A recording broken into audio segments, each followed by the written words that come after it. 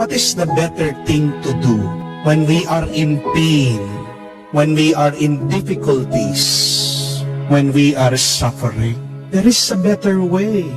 At ano po yung mas mabuti, mas maganda, mas mainam na gawin pag tayo ay dumadaan sa ganitong masama at pangit na karanasan? Umasa ka. Hope. Huwag niyo pong kakalimutan niyo. Because when you hope, you can survive. When you hope, you have life. Hope gives you new strength. Hope encourages you. Hope pushes you until the end. Huwag ka lang magdasal. Huwag ka lang manalangin. Huwag ka lang manalig sa Diyos.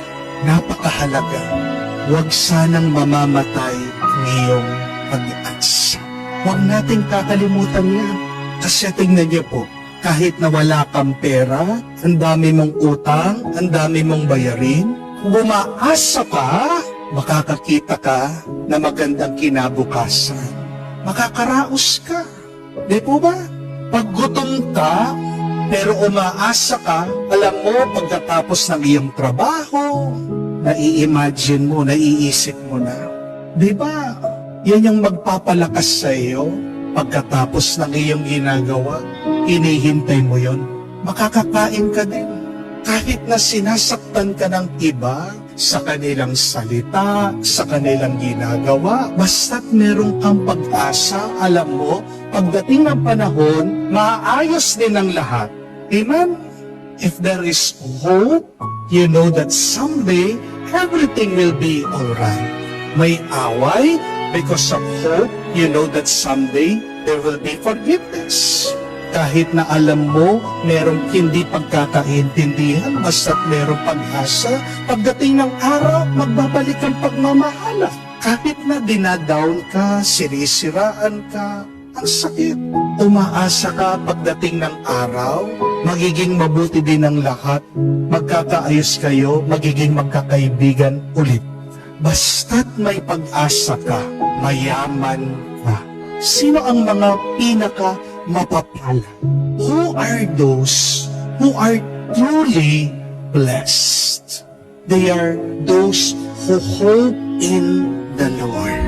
Remember that.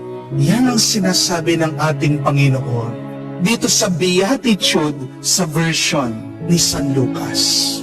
Bakit nasabi ng ating Panginoon, blessed are the poor?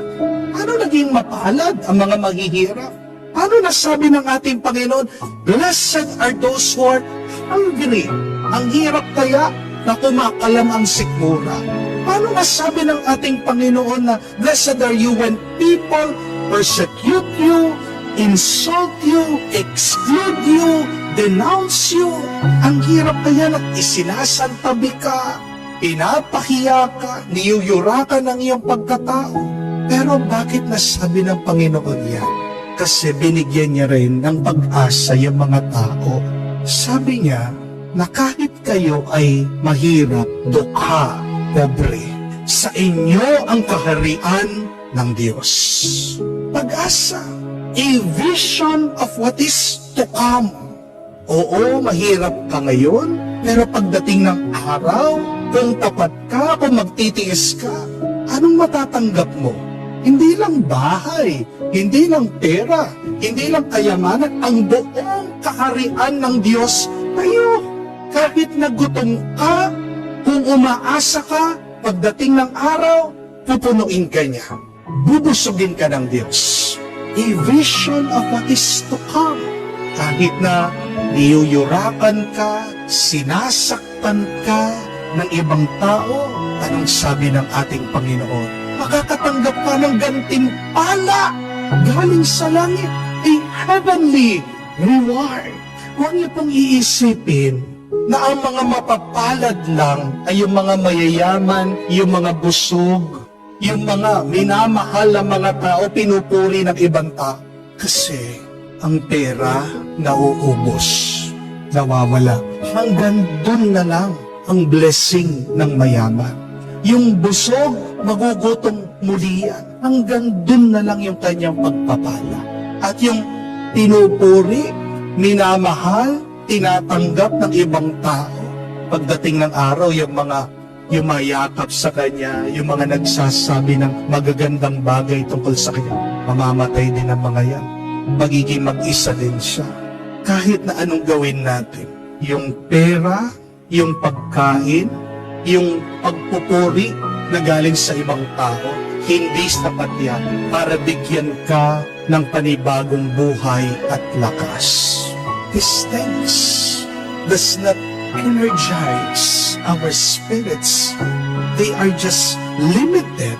Tignan niyo po, pumunta kayo sa ibang bansa, lalong-lalo na sa Amerika, sa Hollywood. Nakakapagtaka, ang daming mga artista ang nag-suicide, nagpatiwakal. Makakagawa tayo ng mga listahan, yung mga kinitin nila sa sarili nilang buhay.